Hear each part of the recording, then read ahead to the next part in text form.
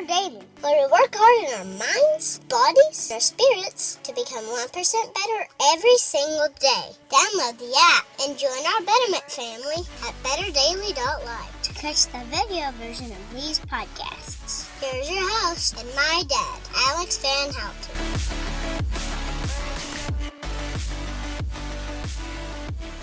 What is up, Betterment family? This is Alex Van Houten in Better Daily Live. Happy Thursday. It's Word Thursday. Word Thursday is my favorite day of the week because I get to share with you some meditations on words, and sometimes they're encouraging and sometimes they're difficult and sometimes they are funny. And today's a funny one, or at least I think it's pretty funny. We're going to talk about chickens, part 2.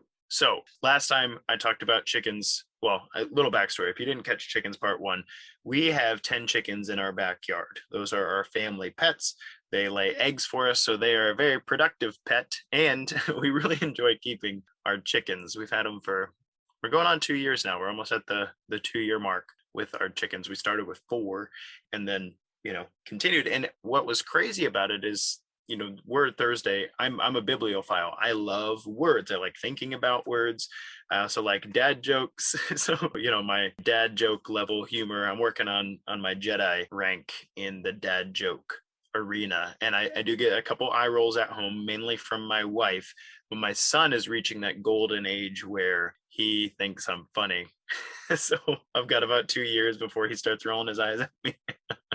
But in wordplay, and enjoying this whole chicken journey, I've learned that we in America have adopted in English so many figures of speech about chickens that it just blows my mind. And I had no idea until I kept chickens how deep this ran. Like, people use this stuff every single day and they don't even know what they're saying.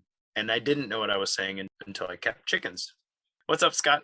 Good to see you, brother. So last time we talked about chickens, I shared a few with you, like don't put all your eggs in one basket and what that means. And so I've got a few new ones for you.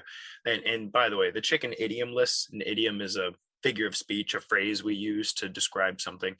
The chicken idiom list is very, very long. Okay, but these are some good ones. I think you'll enjoy them. So the first one I want to talk about is don't be a chicken. Don't be a chicken. Don't be scared. Don't be a chicken. This was popularized for me in the Back to the Future series. McFly, what are you, chicken? Oh, you don't call McFly a chicken. He hates that. So Marty takes Biff down. Anyway, it's a fun scene. All that to say, don't be a chicken. It means don't be a scaredy cat, right? Don't run away. And I don't know if we got this one right. Okay, because chickens are strange. They're very strange. Partially, like if you want to go pick one up, then you run out in the yard and it'll run from you. It's like, I'm not gonna hang with you, buddy. Like, it'll run from you. If it's a laying hen, it might bow down, is what we call it. It might go, ooh, okay, you can pick me up. And that's what a hen does when a rooster approaches it for fertilization and all that. So like there's that, but most of the time they'll run from you. But chickens are not like unusually anxious and fearful. They might run from you, but man, chickens are intense. So we went to Woolly Hollow, which is a state park nearby, and we filled a bucket with some minnows, and the snakes were out. Like, I guess it's mating season for a bunch of different snakes and stuff. And so they're, going around eating minnows and stuff. It was really cool to watch. We actually found a small snake, probably about 12 inches long, and caught it with a net and stuck it in our bucket with a lid to bring it home. And the boys wanted to show their mom that they saw a snake, and we caught one. It wasn't like venomous or anything. It was just a normal rat snake. But we were going to feed the minnows to the chickens. And I was like, oh, the chickens will eat the snake too. And they were like, what, really? Yes, chickens will eat snakes. They'll eat frogs, they'll eat snakes, they'll eat mice. If chickens are together, they're like a pack of raptors. Okay, if chickens were 6 feet tall, we'd be dead. We'd be crushed. Chickens would rule the world because these little boogers, they are rough, man. They're like, burr, burr, burr, burr, burr, burr. And then they see that whatever it is that they're going to go after, and then they just take it down. They grab what it is they're going to grab. They'll run off with it, and the other ones will chase the one that ran off with it. So they grab the snake, and they run off of it, and all the chickens gather around and start ripping the snake to shreds and, well, protein. We ate it the next day in egg form. I know, makes you a little squeamish. But anyway, I don't know if we got that one right. That chicken idiom, don't be a chicken, it means don't be scared, don't be fearful, don't act like a scaredy cat. There's another idiom, scaredy cat. Don't act like a scaredy cat. Face your problems, turn and face them. And man, chickens are no joke. I don't know that we've got that one quite right. One of them will run from you. They don't like being picked up very much. But the idea that they're fearful and run from everything, like, I've seen chickens attack things and they're no joke. So don't be a chicken. The next one is birds of a feather flock together. You ever heard that? Birds of a feather flock together. It means that birds that are from the same style feather, birds that look the same, they tend to flock together. Now, interspecies, that's true. So if you have chickens and you have quails and you have guineas, they tend to hang with their own. But I think that's not just skin deep. We have 10 chickens in our backyard and they're all different. My wife, she chose the chickens in our backyard based on the color eggs they lay. She wanted brown eggs and she wanted green eggs and she wanted blue eggs. And personally, I don't care. I'm going to crack the shell and they all looks the same to me. There's a yolk and there's a white. And as long as the yolk is nice and orange and the egg tastes fantastic, I could care less what color the eggs are when they're in the carton or in the coop, right? But whatever. So she got a bunch of different chickens and she's got a white chicken with black speckled feathers and she's got a black chicken with a red comb. That's the thing on the top. And she's got brown chickens and she's got red chickens. And she's got a bunch of different chickens that lay a bunch of different color eggs. And what I learned keeping chickens is birds of a feather don't necessarily flock together. These chickens could care less whether or not their feathers match. They really don't. And I kind of enjoy that as a useful metaphor with people. Like we tend to stick with people. People tend to stick with people, but from the outside looking in, doesn't matter if you're bald and I've got hair. It doesn't matter if you're black and I'm white. Like we can stick together and mesh and do our thing together. So that idiom, birds of a feather flock together, I think it means interspecies. I think it means that chickens tend to stick with chickens and ducks tend to stick with ducks and blah, blah, blah. I don't think it means that the different color chickens tend to hang out in their little segregated, they don't care what color each other's feathers are.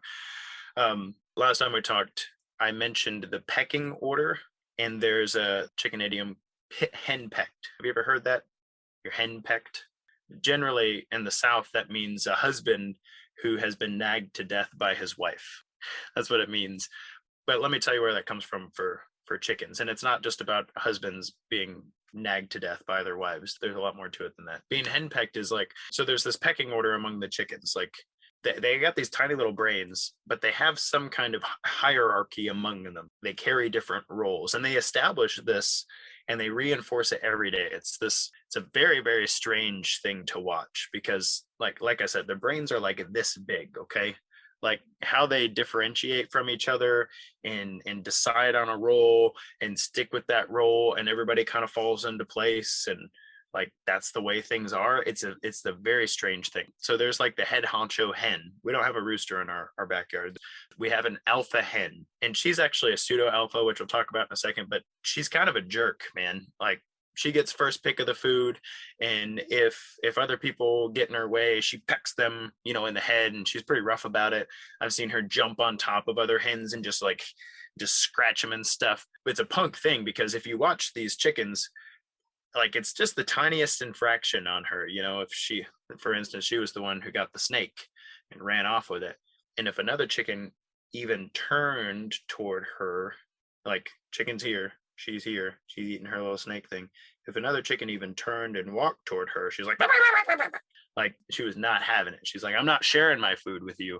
This is my snake and you can go find your own snake. And so she's rough and she's kind of the alpha hen. She's a pseudo alpha though, because if you watch our chicken flock long enough, then you find that there's another hen that she doesn't mess with. She won't give that chicken a hard time and she lets her do what she's going to do without bothering her. So we say that chicken, the one she doesn't bother, that's the real alpha. She walks around like she owns the place. She's never mean to anybody.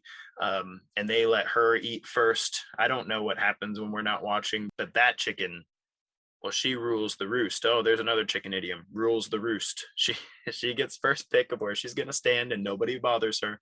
So anyway, all that to say, Henpecked is this idea that every little thing you do can get you hurt by the authority figure. Every little thing you do is wrong. That's henpecked. And we've all been henpecked. Maybe not in the husband-wife situation. If you are, I'm very sorry.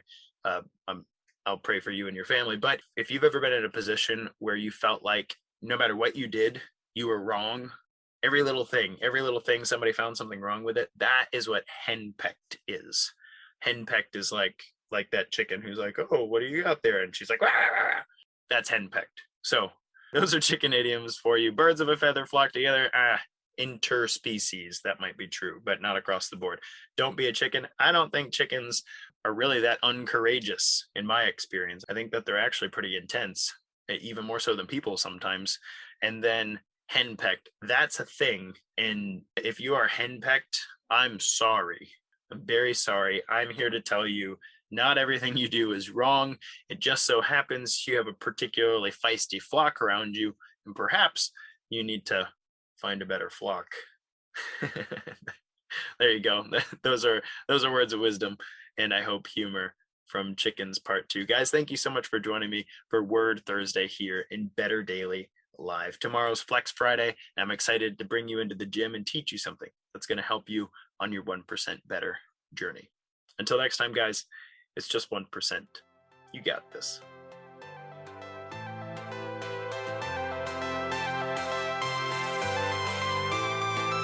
Thank you for joining us for your 1% Better today. Don't forget to subscribe for the podcast. Leave us a raving review to tell others how Better Daily has helped you in your journey. If you want more Better Daily, download our app and join our Betterment family at betterdaily.live. Use code POD to get 25% off your subscription. That's POD, all caps, to save 25% on your subscription. We all have a cross to carry. It's lighter when we do it together.